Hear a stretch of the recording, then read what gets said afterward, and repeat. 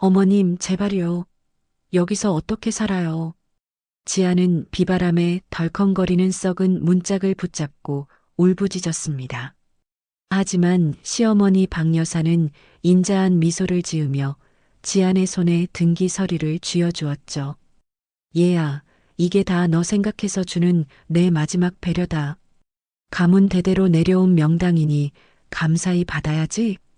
그 뒤편에선 상간녀 희진이 비웃음을 흘리며 지안의 짐 가방을 진흙탕 속으로 발로 차버렸습니다.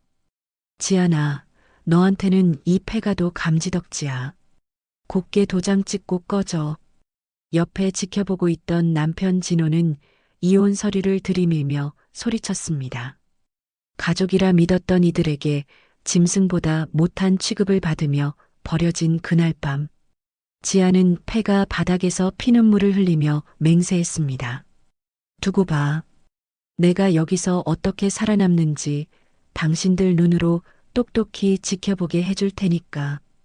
과연 그들이 버린 건 쓸모없는 며느리였을까요? 아니면 자신들의 마지막 목숨줄이었을까요? 10년 후 그들의 인생은 어떻게 달라져 있을지. 사연 시작 전 무료로 할 수 있는 구독을 눌러주시면 당신의 하루에 행운이 찾아올 거예요. 오늘의 사연 지금 시작합니다. 지안이 거실에서 설거지를 하고 있을 때였습니다. 안방에서 들려오는 소리에 손이 멈췄습니다. 낯선 여자의 웃음소리가 남편 진호의 목소리와 섞여 나왔습니다. 여보, 이제 정말 자유로워질 수 있을까요? 희진의 목소리였습니다. 걱정 마. 어머니가 다 알아서 해주실 거야. 진호가 대답했습니다. 지안의 손에서 그릇이 떨어져 바닥에서 깨졌습니다. 하지만 안방에서는 아무도 신경 쓰지 않았습니다. 지안이 안방 문을 열었을 때 진호와 희진이 침대에서 껴안고 있는 모습이 눈에 들어왔습니다. 당신 지금 뭐 하는 거예요? 지안이 떨리는 목소리로 물었습니다. 진호가 희진을 밀어내며 일어났습니다. 지안아, 이건 10년 동안 당신 뒷바라지하면서 이 집안 살림 다 맡아서 했는데 이게 고마움의 표시예요? 지안의 목소리가 점점 커졌습니다. 당신 가업인 공장 일까지 도와드렸잖아요. 새벽 5시에 일어나서 직원들 밥 해드리고 장부 정리하고 세금 신고까지 다 제가 했는데 이래요? 진호가 고개를 숙였습니다. 지안아, 미안해. 하지만 그때 거실에서 박 여사의 목소리가 들려왔습니다. 지안아, 거실로 나와라. 지안이 거실로 나가자 박 여사가 테이블에 서류를 펼쳐놓고 앉아 있었습니다. 어머니, 지금 안방에서 나도 다 안다. 박 여사가 지안의 말을 끊었습니다. 그러면 왜 아무 말씀도 안 하세요? 저렇게 놔두시는 거예요? 박 여사가 찬찬히 지안을 바라봤습니다. 우리 집안에 대를 이을 아이가 필요하다. 저도 아이를 낳으려고 병원도 다니고 온갖 노력을 다 했잖아요. 그런데 안 되는 게 제 잘못인가요? 박 여사가 차가운 표정으로 말했습니다. 그래서 준비했다. 박 여사가 테이블 위 서류를 가리켰습니다. 이혼 서류다. 여기 도장 찍어라. 지안의 다리에서 힘이 빠졌습니다. 소파에 주저앉으며 떨리는 목소리로 물었습니다. 어머니, 이게 무슨 말씀이세요? 10년 동안 고생 많이 했다. 그 보답으로 좋은 땅 한 조각 줄 테니까 새 출발해라. 박 여사가 다른 서류를 꺼냈습니다. 이건 토지 소유권 이전 등기 서류다. 우리 집안 대대로 내려온 명당이다. 지안이 서류를 들여다봤습니다. 산골짜기 어딘가의 땅이었습니다. 어머니, 저는 이혼할 생각 없어요. 생각이 있고 없고가 중요한 게 아니다. 박 여사가 펜을 지안 앞에 놓았습니다. 이미 다 정해진 일이다. 순순히 받아들여라.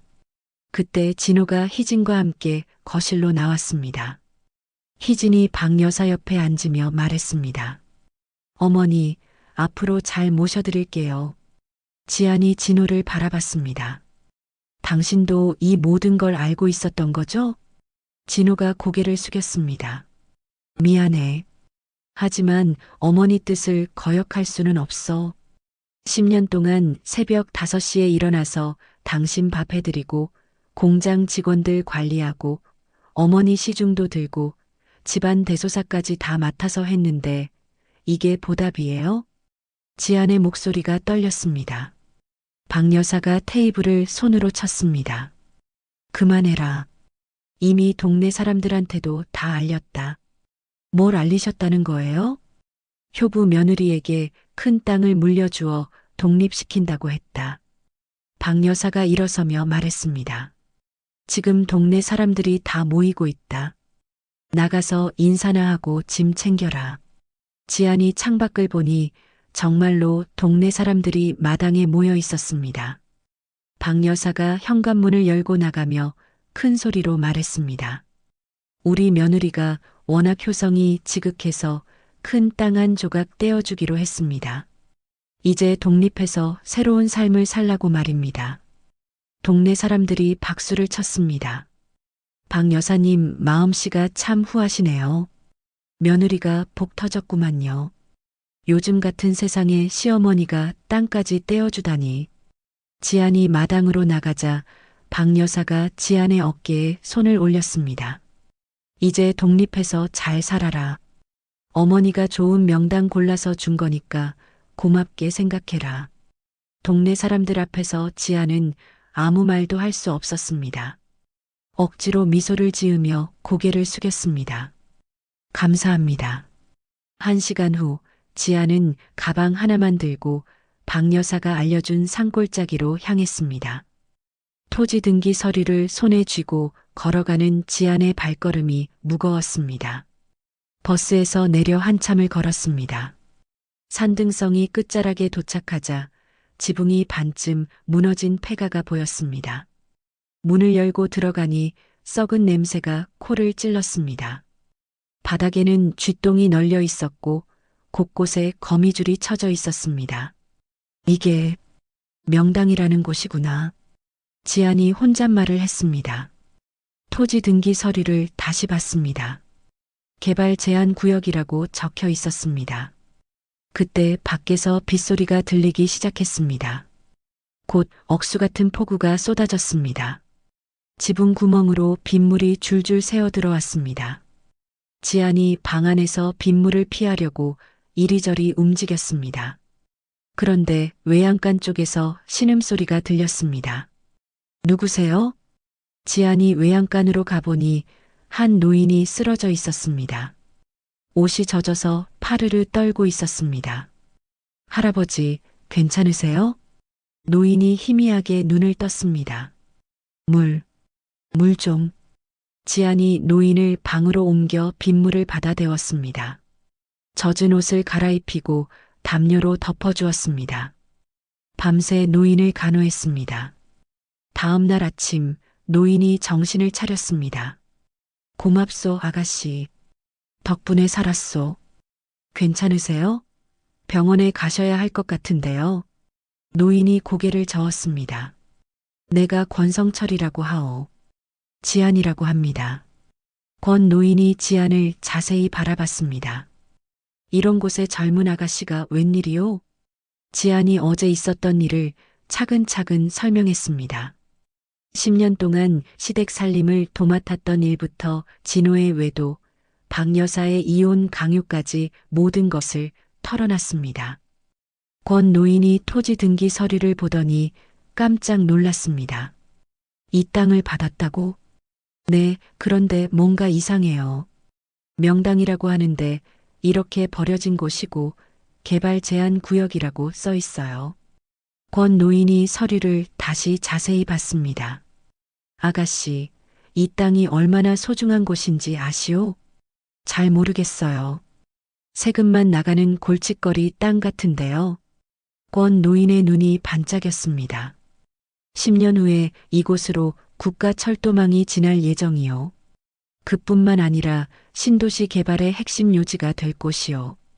지안의 눈이 커졌습니다. 그게 무슨 말씀이세요? 내가 예전에 부동산 설계 일을 했소. 이 땅은 10년 후 금덩어리가 될 곳이오. 지안이 권 노인의 말을 듣고 며칠 동안 생각했습니다. 폐가에서 하루하루를 버텨내는 것만으로도 힘들었지만 노인의 말이 계속 머릿속에 맴돌았습니다. 할아버지, 정말로 이 땅이 그렇게 중요한 곳이에요? 지안이 물었습니다. 권 노인이 고개를 끄덕였습니다. 내가 거짓말할 이유가 있겠소? 하지만 지금 당장은 아무도 모르는 일이요.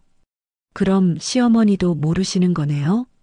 그분이 알았다면 이런 땅을 아가씨한테 줬겠소? 지안이 무릎을 쳤습니다. 그러게요. 분명히 저를 골탕 먹이려고 준 거였을 텐데. 권 노인이 일어나서 지안 앞에 앉았습니다. 아가씨, 나와 함께 공부할 생각 있소? 공부요? 부동산이 어떻게 돌아가는지, 사람들이 어떻게 생각하는지 배우는 거요. 지안이 망설였습니다. 저는 그런 거 잘 모르는데요. 지금 모르는 게 당연하오. 하지만 배우면 되지. 권 노인이 지안의 손을 잡았습니다. 10년만 참고 견디시오. 그러면 시어머니가 깜짝 놀랄 일이 생길 거요. 지안이 권 노인을 바라봤습니다. 정말요? 내가 보장하오. 하지만 그때까지는 절대 들키면 안 된다오. 그날부터 지안은 낮에는 근처 건설 현장에서 일했습니다. 삽질부터 시멘트 나르기까지 닥치는 대로 했습니다. 손에 굳은 살이 박이고 어깨가 아팠지만 참았습니다. 누나, 이런 일 처음이죠? 힘들어 보이는데 괜찮아요? 같이 일하는 젊은 청년이 물었습니다. 괜찮아요. 정우 씨 덕분에 많이 배우고 있어요. 정우라는 청년이 지안을 도와주곤 했습니다. 점심시간에 반찬을 나눠 먹기도 하고 일이 끝나면 폐가까지 바래다 주기도 했습니다. 누나는 왜 혼자 저런 곳에 사세요? 지안이 씁쓸하게 웃었습니다. 사정이 복잡해요. 밤에는 권 노인이 준 자료들을 공부했습니다. 어려운 글자들이 가득한 서류들이었지만 하나씩 외워갔습니다. 할아버지, 이 사람들 이름이 왜 이렇게 중요해요? 지안이 명단을 보며 물었습니다. 이 사람들이 앞으로 큰 결정을 내릴 사람들이요. 미리 알아두면 도움이 되지.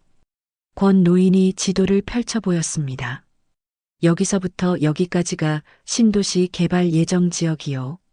아가씨 땅이 정중앙에 있지? 지안이 지도를 자세히 봤습니다.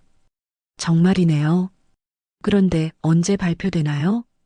아직 8년 정도 남았소. 그때까지 절대 들키면 안 돼요. 한편 시댁에서는 희진이 안방 주인 행세를 하고 있었습니다. 박 여사와 함께 지안의 친정에서 물려받은 폐물들을 꺼내봤습니다. 어머니, 이거 꽤 비싸 보이는데요? 희진이 금반지를 끼며 말했습니다. 그래, 팔면 꽤 될 거다. 지안이가 가져간 건 없죠? 박 여사가 고개를 저었습니다. 다 여기 있다. 그 애는 가방 하나만 들고 나갔으니까. 희진이 웃으며 거울 앞에서 목걸이를 걸어봤습니다. 이제 정말 제 것이네요. 진호가 거실에서 소리쳤습니다. 여보들, 오늘 축하 파티하자. 박 여사가 손뼉을 쳤습니다. 좋은 생각이다. 이웃들도 불러서 크게 해보자. 그날 저녁 시댁에는 동네 사람들이 모였습니다. 희진이 화려한 옷을 입고 나와서 인사했습니다. 앞으로 잘 부탁드려요. 사람들이 박수를 쳤습니다. 새 며느리가 참 예쁘네요. 진호가 복 터졌구만. 박 여사가 뿌듯하게 웃었습니다. 한 달 후 박 여사가 사람을 시켜 지안을 확인하러 보냈습니다. 박 여사님, 지안이가 아직 살아있어요. 그런데 완전히 거짓골이더라고요. 어떻게 생겼던데? 머리는 엉망이고 옷도 누더기 같고 흙밥 먹고 있더라고요. 박 여사가 안도하며 웃었습니다. 다행이다. 그럼 앞으로도 계속 지켜봐라. 지안은 일부러 누더기 옷을 입고 흙밥을 먹는 연기를 했습니다. 박 여사의 사람이 올 때마다 더욱 초라한 모습을 보여줬습니다. 할아버지, 이렇게 계속 속이는 게 맞을까요? 지안이 걱정스럽게 물었습니다. 지금은 참을 때요. 때가 되면 진실이 드러날 거요. 3년이 지났습니다. 지안은 건설 현장에서 일하며 부동산 공부를 계속했습니다. 이제 복잡한 계약서도 혼자 읽을 수 있었습니다. 정우가 지안에게 말했습니다. 누나, 저 법대에 들어갔어요. 정말요? 축하해요. 누나가 도와주셔서 공부할 수 있었어요. 나중에 꼭 은혜를 갚을게요. 그런데 시댁에서는 문제가 생기기 시작했습니다. 희진이 박 여사 몰래 돈을 빼돌리고 있었던 것입니다. 진호야, 이번에 좋은 투자처가 생겼어. 희진이 진호를 꼬드겼습니다. 정말이야? 얼마나 벌 수 있는데? 2배는 벌 수 있어. 어머니한테는 비밀로 하자. 진호가 고민했습니다. 하지만 그 돈은 어머니 돈인데 어차피 우리가 물려받을 돈이잖아. 미리 써서 뭐 어때? 희진이 진호의 어깨를 주무르며 말했습니다. 당신만 믿어요. 이번 기회 놓치면 평생 후회할 거예요. 결국 진호는 희진의 말에 넘어갔습니다. 공장 부지까지 담보로 잡혔습니다. 5년이 지나자 권 노인이 지안에게 말했습니다. 이제 시작해 볼까요? 뭘 시작한다는 거예요? 내 아들을 만날 때가 됐소. 지안이 놀랐습니다. 할아버지한테 아들이 있으세요? 권영준이라고 건설회사를 하오. 혹시 그 유명한 권영준 회장님이요? 권 노인이 고개를 끄덕였습니다. 그 사람이 내 아들이요. 아가씨가 나를 살려줬다는 걸 알리면 큰 도움을 줄 거요. 일주일 후 권영준 회장이 폐가를 찾아왔습니다. 검은 양복을 입은 중년 남자가 지안 앞에서 고개를 숙였습니다. 아버지를 돌봐주셔서 고맙습니다. 지안이 당황했습니다. 아, 아니에요. 할아버지가 저를 많이 도와주셨는걸요. 권영준이 지안을 자세히 봤습니다. 앞으로 큰일을 함께 할 준비가 되셨나요? 큰일이요? 권 노인이 나서서 말했습니다. 이 아가씨가 우리와 함께 신도시 개발 일을 할 거요. 지안의 가슴이 두근거렸습니다. 드디어 복수가 시작되는 것 같았습니다. 그때 박 여사가 급하게 변호사를 찾았습니다. 선생님, 제가 며느리한테 준 땅 근처에서 수용 얘기가 나온다는 소문이 있어요. 변호사가 서류를 받습니다. 이미 소유권이 완전히 넘어갔네요. 되돌리기는 어려울 것 같은데요. 박 여사의 얼굴이 하얗게 질렸습니다. 그럼 방법이 없다는 말씀인가요? 지금 상황에서는 좀 어렵겠습니다. 박 여사가 집에 돌아와서 진호에게 물었습니다. 지안이 땅이 혹시 정말 비싸질까? 진호가 대답했습니다. 설마요. 그런 산골짜기가 뭐가 되겠어요. 하지만 박 여사의 불안감은 점점 커져만 갔습니다. 3년이 더 지나고 드디어 신도시 개발 발표가 났습니다. 뉴스에서 앵커가 말했습니다. 정부에서 발표한 신도시 개발 지역에 철도망이 지날 예정입니다. 지안이 폐가에서 뉴스를 보며 주먹을 쥐었습니다. 할아버지, 드디어 시작이네요. 권 노인이 기뻐하며 말했습니다. 10년을 기다린 보람이 있소. 그런데 뉴스를 본 박 여사가 기절할 뻔했습니다. 뭐라고? 저기가 신도시 개발 지역이라고? 희진이 뉴스를 다시 봤습니다. 어머니, 그럼 지안이한테 준 땅이. 박 여사가 손으로 가슴을 치며 소리쳤습니다. 아이고, 내가 뭔 짓을 한 거야. 진호가 허둥지둥 뛰어왔습니다. 어머니, 큰일 났어요. 땅값이 1000배로 뛰었대요. 박 여사가 그 자리에서 주저앉았습니다. 500억? 500억이라고? 이틀 후 박 여사가 변호사들을 대동하고 폐가로 찾아왔습니다. 지안아, 나왔어.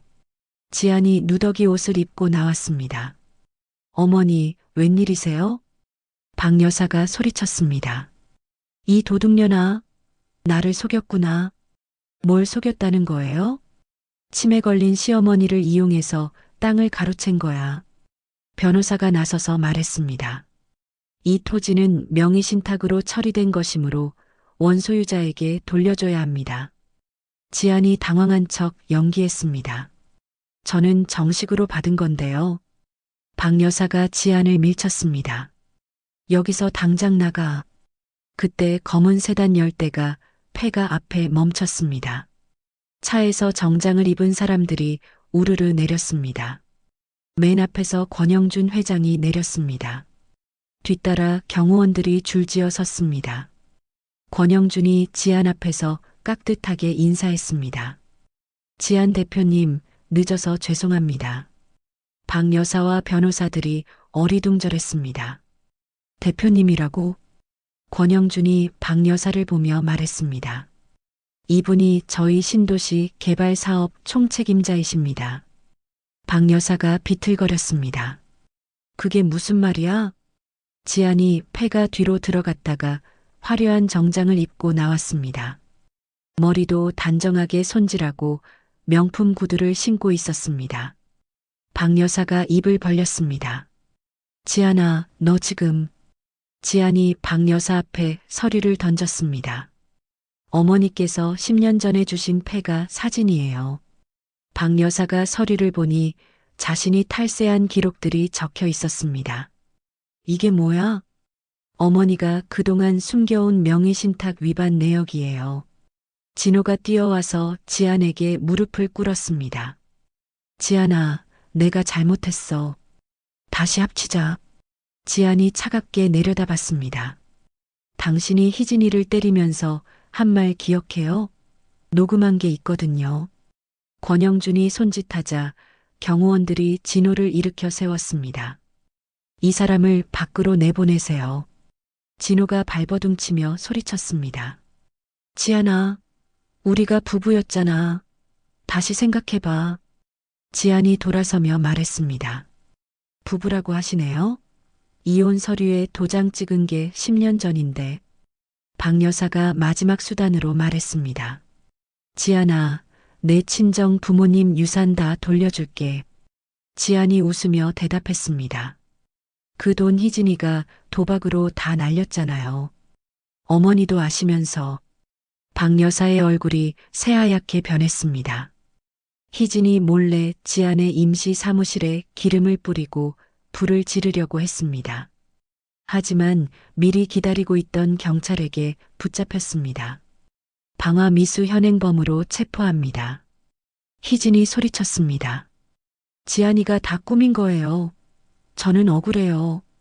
지안이 박 여사에게 마지막으로 말했습니다. 아, 그리고 어머니가 그렇게 소중히 여기시는 조상님 묘가 있는 선산이요. 박 여사가 깜짝 놀랐습니다. 선산이 왜? 제 사업 부지에 포함되어서 이번 주에 이장해야 해요. 박 여사가 지안의 발을 붙잡았습니다. 지안아, 제발. 조상님 묘는 건드리지 마라. 지안이 박 여사를 내려다보며 말했습니다. 어머니 말씀대로 이 땅은 제가 대대로 물려줄 명당이니까 절대 팔 생각 없어요. 박 여사가 땅을 치며 통곡했습니다. 내가 미쳤구나. 내가 정말 미쳤어. 권영준이 지안에게 말했습니다. 대표님, 500억 빌딩 착공식 준비 다 됐습니다. 지안이 고개를 끄덕였습니다. 내일 아침에 시어머니와 전 남편을 제 사무실로 불러주세요. 무슨 일 때문인가요? 지안이 미소를 지으며 말했습니다. 마지막 제안을 하려고요. 박 여사가 여전히 바닥에서 울고 있었습니다. 하지만 지안은 뒤돌아보지 않고 검은 세단에 탔습니다. 차가 떠나고 나서 폐가는 다시 조용해졌습니다. 권 노인이 창문으로 이 모든 광경을 지켜봤습니다. 이제 진짜 시작이군요. 권 노인이 혼잣말을 했습니다. 다음 날 아침 8시 지안이 새로 지은 임시 사무실에서 기다리고 있었습니다. 창밖으로 보이는 건설 현장에서는 굴삭기들이 쉴 새 없이 움직이고 있었습니다. 문이 열리고 박 여사와 진호가 들어왔습니다. 두 사람 모두 초라한 몰골이었습니다. 어머니, 앉으세요. 지안이 소파를 가리켰습니다. 박 여사가 떨리는 목소리로 말했습니다. 지안아, 어제는 내가 너무 흥분했다. 괜찮아요. 이해해요. 진호가 고개를 숙이며 말했습니다. 지안아, 우리가 잘못했어. 용서해 줄 수 없을까? 지안이 테이블 위에 근로계약서 2장을 내밀었습니다. 용서요? 물론이죠. 박 여사가 서류를 받습니다. 이게 뭐야? 제 빌딩에서 일할 수 있는 기회를 드리는 거예요. 진호가 서류를 읽어봤습니다. 자재 운반직이라고? 네, 가장 아래층에서 일하시면 됩니다. 밥은 먹여드릴게요. 박 여사가 벌떡 일어났습니다. 이게 무슨 모독이야? 지안이 차분하게 말했습니다. 모독이 아니라 기회예요. 노숙자가 될 수도 있는 상황에서 말이에요. 박 여사가 주저앉았습니다. 우리가 정말 이렇게 살아야 하는 거냐? 어머니께서 10년 전에 저한테 하신 말 기억하세요?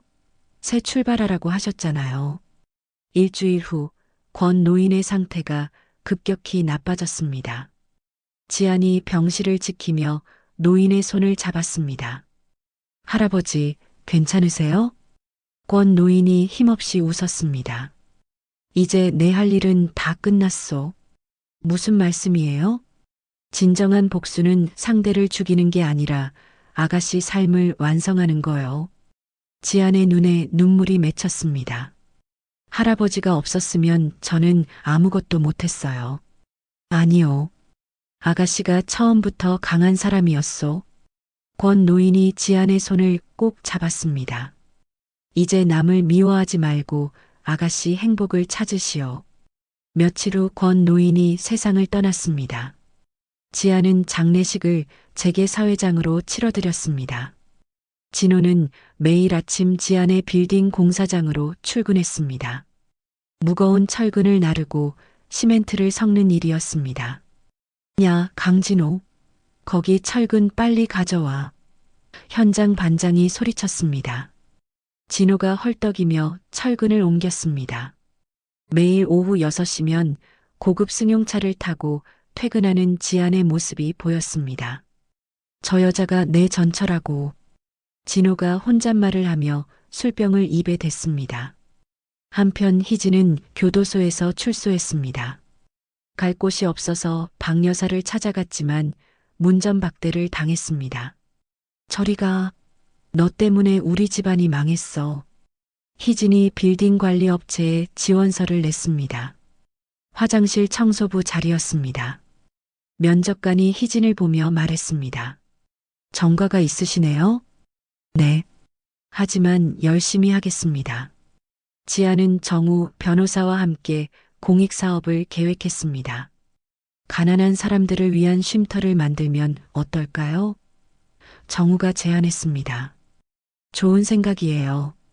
권 할아버지께서 기뻐하실 거예요. 박 여사는 빌딩 지하 작은 쪽방에 살게 되었습니다. 기계실 옆이라 밤낮으로 소음이 들렸습니다. 이런 곳에서 살라고. 박 여사가 벽을 치며 울었습니다. 매달 받는 최저임금으로는 제대로 된 음식도 사 먹을 수 없었습니다. 지안이 빌딩 설계를 직접 수정했습니다. 폐가가 있던 자리에는 큰 공원을 만들기로 했습니다. 시민들이 쉴 수 있는 공간이 필요해요. 지안이 설계사에게 말했습니다. 대표님 뜻대로 하겠습니다. 몇 달 후 지안이 몸에 이상을 느꼈습니다. 어지럽고 속이 메스꺼렸습니다. 병원에서 정밀 검사를 받았습니다. 의사가 심각한 표정으로 말했습니다. 혈액에서 독성 성분이 발견됩니다. 독성이요? 오래전부터 조금씩 몸에 쌓인 것 같네요. 지안이 깨달았습니다. 시어머니가 준 한약. 정우가 지안 곁에 있으며 말했습니다. 이제 확실한 증거가 생겼네요. 지안이 결심을 굳혔습니다. 마지막 덫을 준비해요. 박 여사가 지하 쪽방에서 라면을 끓여 먹고 있을 때였습니다. 노크 소리가 들렸습니다. 박 여사님, 택배 왔어요. 박 여사가 문을 열자 경찰이 서 있었습니다. 박정숙 씨죠? 독살 미수 혐의로 조사받으실 됩니다. 박 여사가 주저앉으며 소리쳤습니다. 나는 아무것도 안 했어. 하지만 이미 모든 증거가 준비되어 있었습니다. 지안이 10년 동안 모은 자료들이었습니다. 500억 빌딩 완공 기념회 당일 화려한 연회장에 정계와 재계 인사들이 모였습니다. 지안이 진주색 드레스를 입고 단상에 올랐습니다. 오늘 이 자리에 함께 해주셔서 감사합니다. 지안이 마이크를 잡고 말했습니다. 박수 소리가 연회장을 가득 메웠습니다. 하지만 구석에서는 박 여사가 쓰레기통을 비우고 있었습니다. 이제 특별한 영상을 보여드리겠습니다. 지안이 손짓하자 대형 스크린이 내려왔습니다. 영상에서 박 여사가 지안에게 한약을 끓여주는 모습이 나왔습니다. 며느리 몸에 좋다고 해서 특별히 끓여줬다. 박 여사의 목소리가 연회장에 울렸습니다. 이어서 한약에서 독성 성분이 검출된 검사 결과가 화면에 떴습니다. 하객들이 웅성거렸습니다. 저런 일이 정말 있었나? 시어머니가 며느리를 독살하려 했다고? 박 여사가 걸레를 떨어뜨리며 도망치려 했습니다. 하지만 경호원들이 막아섰습니다. 지안이 계속 말했습니다. 10년 전 저는 이분에게서 폐가 한 채와 버려진 땅을 받았습니다. 스크린에 당시 폐가 사진이 나왔습니다. 지붕이 무너지고 벽이 갈라진 모습이었습니다. 명당이라고 하셨죠. 정말 명당이었습니다. 지안이 리모컨을 누르자 현재 빌딩 모습이 나왔습니다. 찬란하게 빛나는 50층짜리 건물이었습니다. 하객들이 감탄했습니다. 정말 대단하네요. 저런 일이 가능하다니. 진호가 연회장 뒤쪽에서 난동을 부리려 했습니다. 다들 속지 마세요. 저 여자가 우리를 속인 거예요. 경찰이 진호를 제압했습니다. 강진호 씨, 횡령 혐의로 체포합니다. 진호가 발버둥쳤습니다. 이게 다 지안이가 꾸민 일이야. 나는 억울해. 지안이 희진을 바라봤습니다. 희진이 연회장 화장실에서 변기를 닦고 있었습니다. 희진 씨. 지안이 화장실로 들어가며 말했습니다. 희진이 고개를 숙였습니다. 지안아, 미안해. 미안하다고요? 당신이 닦고 있는 그 변기가 당신 인생의 마지막 종착지예요. 희진이 바닥에 주저앉아 울기 시작했습니다. 제발 용서해줘. 나도 어쩔 수 없었어. 지안이 돌아서며 말했습니다. 10년 전에 저한테도 그런 말 한번 해봤으면 좋았을 텐데요. 연회장으로 돌아온 지안이 마지막 말을 했습니다. 권성철 할아버지께서 제게 가르쳐 주신 것이 있습니다. 스크린에 권 노인의 사진이 나왔습니다. 진정한 명당은 땅이 아니라 사람의 마음 속에 있다고 하셨어요. 하객들이 조용히 박수를 쳤습니다. 지안이 펜트하우스 열쇠를 꺼냈습니다. 이 빌딩의 절반은 사회에 환원하겠습니다. 기자들이 카메라를 들이댔습니다. 대표님, 복수가 목적이었나요? 지안이 고개를 저었습니다. 복수가 아니라 정의였습니다. 권영준 회장이 지안에게 다가왔습니다. 아버지가 보고 계실 거예요. 지안이 눈물을 닦았습니다. 네, 할아버지께 부끄럽지 않은 사람이 되었으면 좋겠어요. 박 여사가 무릎을 꿇고 지안에게 기어왔습니다. 지안아, 제발 한 번만 용서해다오. 지안이 박 여사를 내려다봤습니다. 어머니, 10년 전에 제가 무릎 꿇고 빌었을 때 뭐라고 하셨죠? 박 여사가 대답하지 못했습니다. 이미 정해진 일이라고 하셨잖아요. 지안이 자신의 딸 서윤의 손을 잡았습니다. 서윤이 엄마를 올려다보며 말했습니다. 엄마, 우리 이제 행복하게 살 수 있어요? 지안이 서윤을 안으며 대답했습니다. 그래, 이제 정말 우리 집이 생겼어. 연애가 끝나고 지안은 빌딩 옥상 정원으로 올라갔습니다. 신도시 야경이 발 아래 펼쳐졌습니다. 정우 변호사가 지안에게 다가왔습니다. 정말 고생 많으셨어요. 이제 시작이에요. 할 일이 많아요. 정우가 조그만 반지 상자를 꺼냈습니다. 저와 함께 새로운 시작을 해주실래요? 지안이 정우를 바라봤습니다. 정말 괜찮을까요? 저는 상처가 많은 사람이에요. 그 상처가 지금의 강한 당신을 만든 거잖아요. 지안이 고개를 끄덕였습니다.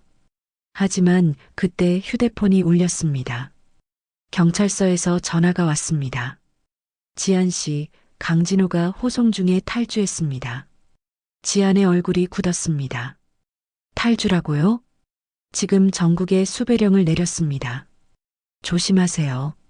지안이 전화를 끊고 서윤을 생각했습니다. 갑자기 가슴이 두근거렸습니다. 정우 씨, 서윤이가 걱정돼요. 경호원들이 지키고 있으니까 괜찮을 거예요. 하지만 지안의 불안감은 사라지지 않았습니다. 권 노인이 가르쳐준 대로라면 진호는 마지막 발악을 할 것이었습니다. 지안이 하늘을 올려다봤습니다. 할아버지, 아직 끝나지 않았나 봐요. 바람이 불어와 지안의 머리카락을 흩날렸습니다. 멀리서 사이렌 소리가 들려왔습니다. 다음 날 아침 지안이 서윤의 등굣길 차 안에서 기다리고 있었습니다. 운전기사가 차 문을 열고 들어오며 말했습니다. 대표님, 뒷좌석에 뭔가 있어요. 지안이 뒤를 돌아보니 피가 묻은 인형이 놓여 있었습니다. 인형 옆에는 쪽지가 하나 있었습니다. 지안이 쪽지를 펼쳐봤습니다. 내 인생을 망친 대가를 치워라라고 적혀 있었습니다. 지안의 손이 떨렸습니다. 서윤아, 지안이 소리쳤습니다. 하지만 서윤은 보이지 않았습니다. 운전기사가 허둥지둥 말했습니다. 아가씨가 먼저 차에 탔었는데요. 지안의 휴대폰이 울렸습니다. 진호의 목소리가 들렸습니다. 지안아, 내 딸이 보고 싶지? 진호, 서윤이한테 뭘 한 거야? 아직은 아무것도 안 했어. 하지만 내가 말 안 들으면 모르지. 지안이 차 문을 박차고 나갔습니다. 당신이 원하는 게 뭐야? 빌딩 소유권 포기 각서와 현금 100억. 폐가로 혼자 와. 전화가 끊어졌습니다.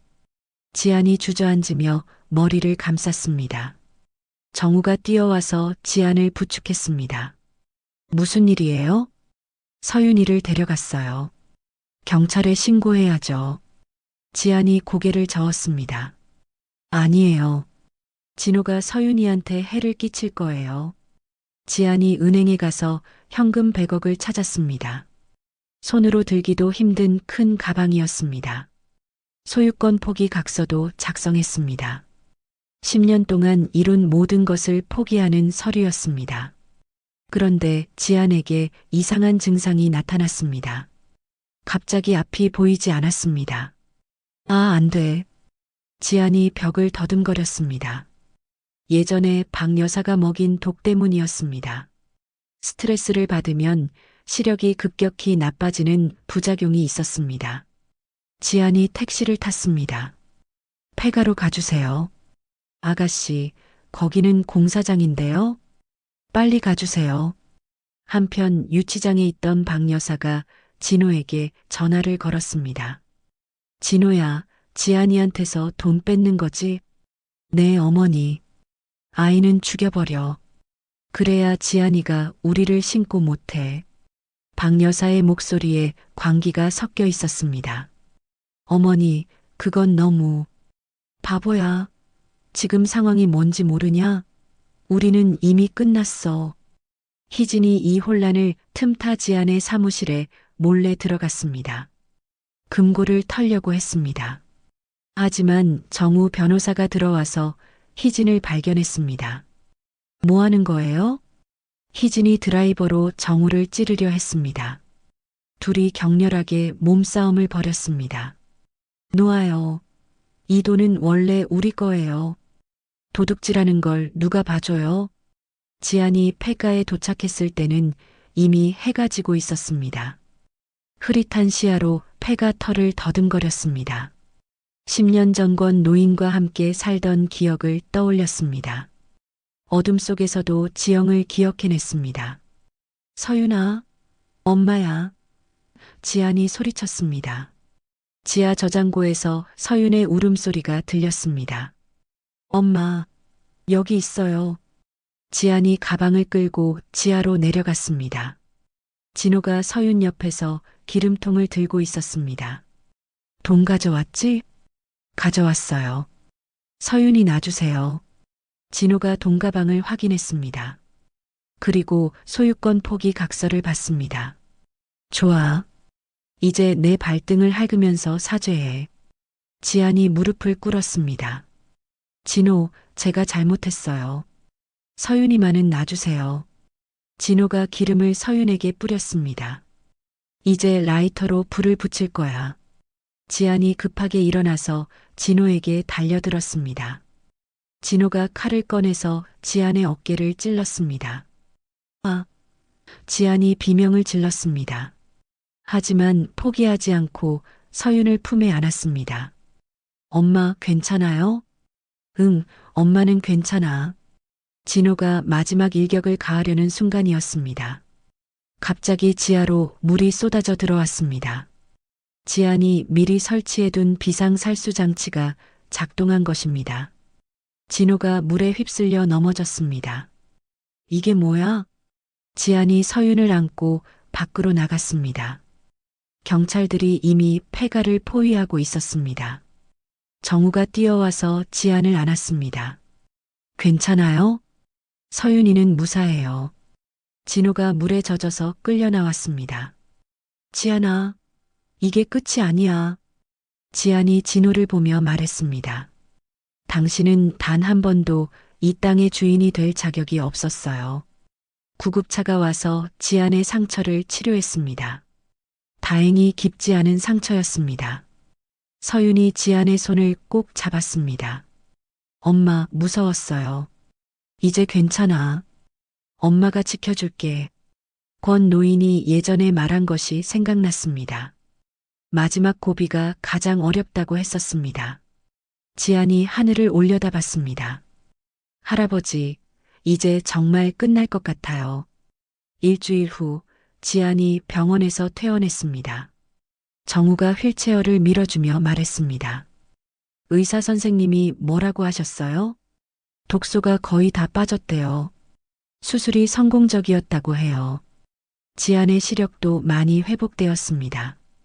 권 노인이 예전에 소개해준 해외 의료진 덕분이었습니다. 할아버지가 미리 다 준비해 두셨던 거네요. 지안이 감사하다는 듯이 말했습니다. 경찰서에서 연락이 왔습니다. 진호와 박 여사의 재판 결과가 나온 것입니다. 살인미수와 조직범죄로 무기징역이 확정됐습니다. 담당 검사가 말했습니다. 지안이 고개를 끄덕였습니다. 박 여사와 진호의 통화 녹음이 결정적 증거였어요. 정우가 서류를 정리하며 말했습니다. 이제 박 여사의 숨겨둔 계좌도 모두 찾아냈습니다. 해외 은닉 자산까지요? 네, 전부 국고로 환수 처리됩니다. 희진은 금고, 절도 미수와 사기 혐의로 10년형을 받았습니다. 교도소에서도 지안이 보낸 비톡 촉장에 시달렸습니다. 평생 갚아도 모자랄 거예요. 정우가 차갑게 말했습니다. 한 달 후 지안의 회사 주가가 크게 올랐습니다. 위기 상황에서 보여준 지안의 경영 능력 때문이었습니다. 800억까지 늘어났습니다. 회계팀장이 보고했습니다. 지안이 웃으며 대답했습니다. 숫자는 중요하지 않아요. 이제 더 많은 일을 할 수 있다는 게 중요하죠. 폐가가 있던 지하 저장고는 완전히 봉인됐습니다. 그 위에는 서윤과 지역 어린이들을 위한 도서관이 세워졌습니다. 개관식 날 서윤이 지안의 손을 잡고 말했습니다. 엄마, 여기서 무서웠던 기억이 다 사라질 것 같아요. 그래, 이제 좋은 추억만 만들자. 지안이 서윤의 머리를 쓰다듬었습니다. 정우가 지안에게 소중한 말을 꺼냈습니다. 지안 씨, 저와 함께 새로운 가정을 꾸려주실래요? 지안이 정우를 바라봤습니다. 정말 괜찮을까요? 제 곁에 있으면 힘들 텐데요. 힘든 시간을 함께 이겨낸 우리잖아요. 지안이 정우의 손을 잡았습니다. 고마워요. 정말 고마워요. 교도소에서는 박 여사가 지안이 보내준 식단을 받고 있었습니다. 10년 전 지안이 폐가에서 먹었던 것과 똑같은 음식들이었습니다. 이런 걸 먹으라고? 박 여사가 소리쳤습니다. 교도관이 차갑게 말했습니다. 싫으면 굶으세요. 박 여사는 어쩔 수 없이 차가운 밥을 먹었습니다. 매 끼니마다 자신이 저질렀던 죄가 떠올랐습니다. 진호도 같은 교도소 다른 동에서 똑같은 식사를 하고 있었습니다. 어머니, 이게 다 당신 때문이에요. 진호가 면회 때 소리쳤습니다. 뭐가 내 때문이야? 내가 무능해서 그런 거지. 박 여사가 대답했습니다.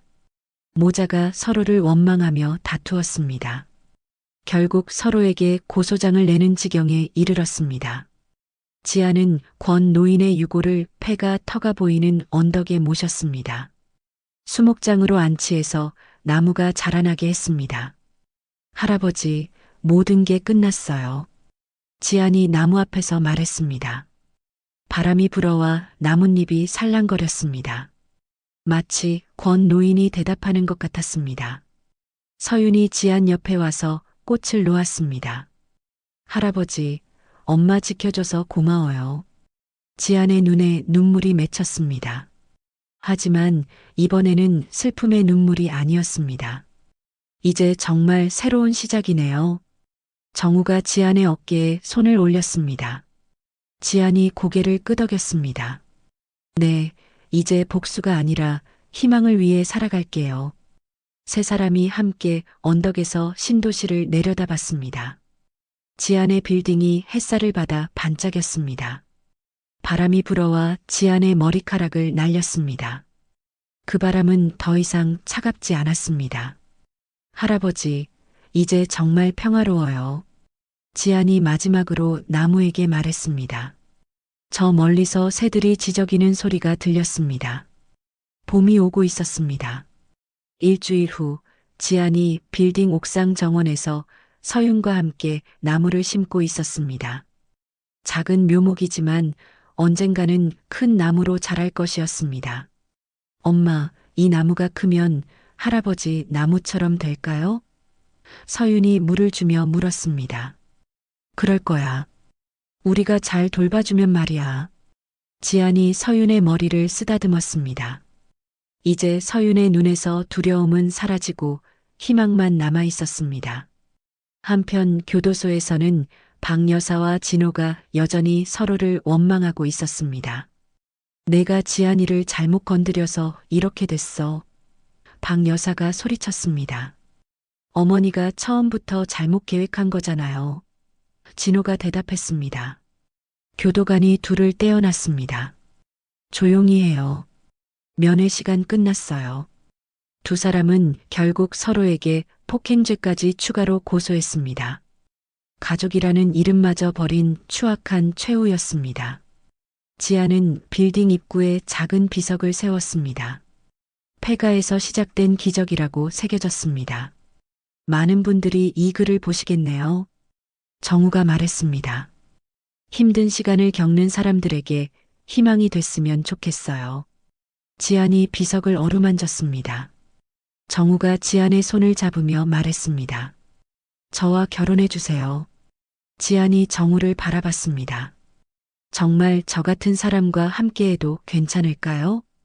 당신이 있어야 제 인생이 완성돼요. 지안이 미소를 지으며 고개를 끄덕였습니다. 네, 함께해요. 지안의 재단은 전국 각지에 버려진 땅들을 사들이기 시작했습니다.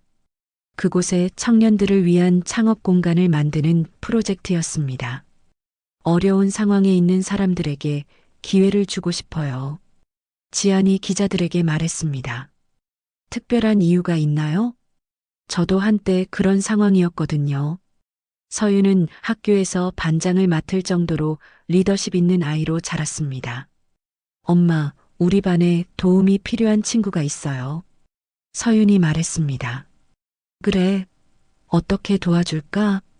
엄마가 만든 장학금 알려주면 안 돼요? 지안이 서윤을 꼭 안았습니다. 우리 서윤이가 정말 착하구나. 매년 신도시 개발 기념일에는 큰 잔치가 열렸습니다. 지안이 폐가 시절 도움을 받았던 마을 주민들을 초청했습니다. 지안이가 이렇게 성공할 줄 누가 알았겠어? 할머니 하나가 말했습니다. 그때도 참 착한 아이였지.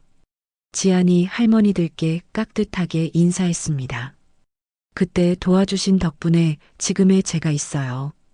희진은 출소 후에도 막대한 배상금 때문에 고생했습니다. 지안이 운영하는 사회봉사센터에서 일해야 했습니다. 평생 여기서 일해야 하는 거야? 희진이 투덜거렸습니다. 본인이 저지른 일에 대한 책임이에요. 센터 직원이 대답했습니다. 희진은 매일 지안의 그림자 밑에서 속죄하며 살아가야 했습니다. 지안이 마지막으로 10년 전 일기를 꺼냈습니다. 폐가에서 쓴 원망과 분노가 가득한 글들이었습니다. 정원에서 일기를 태우며 말했습니다. 이제 정말 끝이에요. 정우와 서윤이 지안 옆에서 지켜봤습니다. 엄마, 불이 하늘로 올라가네요. 서윤이 말했습니다. 응, 나쁜 기억들이 다 하늘로 가는 거야. 지안이 제가 다 타고 나서 하늘을 올려다봤습니다. 구름 사이로 햇살이 비쳐내렸습니다. 카메라가 지안의 빌딩을 중심으로 한 신도시 전경을 비췄습니다. 반짝이는 건물들과 넓은 공원이 조화롭게 어우러져 있었습니다. 진정한 명당은 땅이 아니라 사람의 마음 속에 있다. 권 노인의 목소리가 바람에 실려 들려오는 것 같았습니다. 지안이 서윤과 정우의 손을 잡고 빌딩으로 들어갔습니다. 세 사람의 뒷모습이 따뜻한 햇살 속에서 사라졌습니다. 빌딩 입구의 비석에는 여전히 폐가에서 시작된 기적이라는 글자가 새겨져 있었습니다. 그 글자가 오후 햇살을 받아 반짝였습니다. 지안의 이야기는 절망 속에서도 굴복하지 않는 인간의 의지력을 보여줍니다. 시어머니의 배신과 남편의 외도라는 최악의 상황에서도 포기하지 않고 10년이라는 긴 시간을 견디며 자신만의 길을 개척해 나간 지안의 모습은 우리에게 큰 감동을 줍니다. 권성철 할아버지가 말했듯이 진정한 명당은 땅이 아니라 사람의 마음 속에 있다는 말처럼 지안은 자신의 내면에서 진짜 보물을 찾아냈습니다. 복수가 아닌 정의를 추구하며 남을 미워하기보다는 자신의 행복을 찾아가는 지안의 여정이 많은 분들에게 희망의 메시지가 되었으면 합니다. 어려움 속에서도 선량함을 잃지 않고 결국은 따뜻한 사랑과 새로운 가족을 얻게 된 지안처럼 우리 모두의 인생에도 언젠가는 진짜 봄날이 찾아올 것입니다. 이야기를 끝까지 들어주신 분들 진심으로 감사드리고 잘 들었다고 댓글 하나만 남겨주세요. 진심을 담아 응원하겠습니다. 감사합니다.